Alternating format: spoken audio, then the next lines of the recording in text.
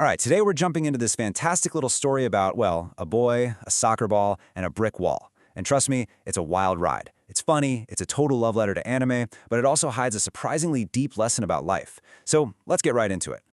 So you gotta ask yourself this almost ridiculous question.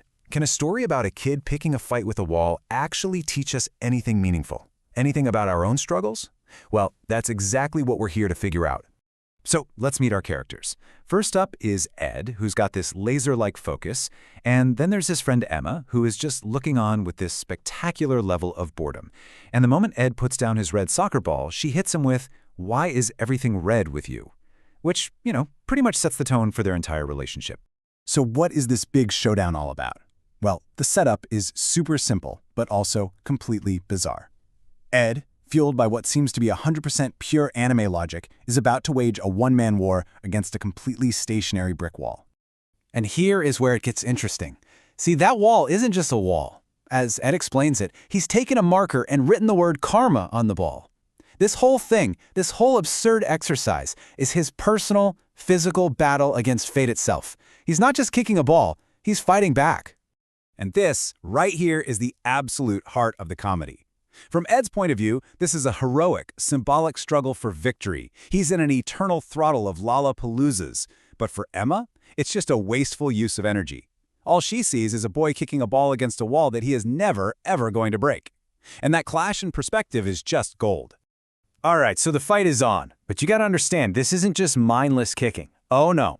Ed has developed an entire philosophy around this training, and he is more than ready to explain it.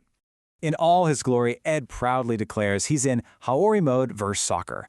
Now, a Haori is a traditional Japanese jacket, the kind you see epic anime heroes wear. Emma, of course, is not impressed. She immediately points out that a soccer ball is not a jacket. But Ed has an answer for everything. He tells her she's totally underestimating anime culture. The power isn't in the object, he says. It's about the feelings you pour into that object. It's this totally absurd but weirdly kind of beautiful logic that's fueling his entire fight. And of course, this philosophy has rules. As he's kicking away, he lays out his whole system.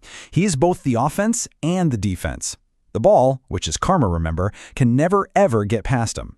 And the main rule, the core idea, the harder you hit karma, the harder it's going to hit you right back. Okay, but this is where things get really good. Because just like any proper anime battle, you've got to have special moves, right? Ed doesn't just stick to the basics. The absurdity is about to hit its peak. And then, out of nowhere, he yells, "Version up!" and just unleashes this insane flying tornado kick. The ball rockets into the corner, and he flashes a V for victory. Even Emma, Ms. Unimpressed, has to admit he has a ridiculous amount of mental fortitude. But believe it or not, that was just the appetizer. Later, thinking back on his glorious battle, Ed remembers his ultimate move, a move so powerful, so epic, he had to literally stop time to pull it off, screaming, "Chronostasis," like a hero in a video game casting a spell.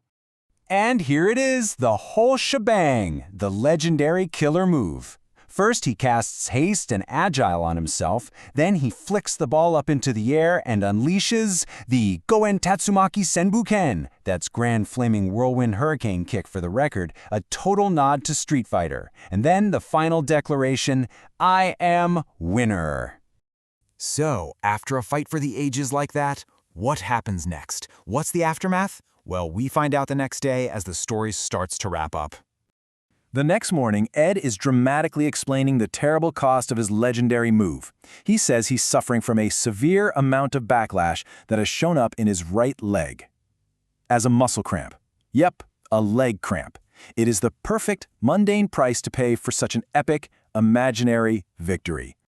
And this is the final straw for Emma. She looks at Ed, this boy who's completely obsessed with beating an inanimate object, and she drops a major anime bombshell on him. Ed, you are pure yandere. Okay, quick anime lesson for you, because this is important. Emma thought he might be a tsundere, kind of hostile on the outside but actually sweet, or maybe a kudere, cool and emotionless but secretly caring. But no, she's decided he's a yandere, someone who seems really sweet and innocent at first, but whose obsession can turn, well, dangerous. But Ed, not to be outdone, comes back with an even more niche, super nerdy counterargument. He claims he's actually a Haragoro Megane, but without glasses. That's a character who seems nice, but is secretly dark and manipulative. Except, he doesn't wear glasses. It's just perfect. Okay, we've had a lot of fun with the plot and the jokes, but this whole crazy story has been leading us somewhere. It's time to talk about the real takeaway. What's the actual moral here? And it's at this point that the story kind of pauses. And you know it's about to drop the big lesson on you, the one thing we're supposed to learn from Ed's ridiculous battle. And here it is, when two unstoppable forces collide, the winner isn't determined by who's stronger. The loser is simply the one with less stamina. It's not about power, you see. It's all about endurance. And you can almost see the gears turning in Ed's head as it hits him. That moment of pure, dawning horror when he connects this big, abstract moral to his own fight. If it's all about stamina, and the wall, Karma, has basically infinite stamina, what does that mean for him? And Emma just brings it all home with this one final, chillingly simple truth. The wall doesn't need to beat you. Karma doesn't need a special move. It just waits. It'll keep playing the game until you're just too tired to kick the ball anymore.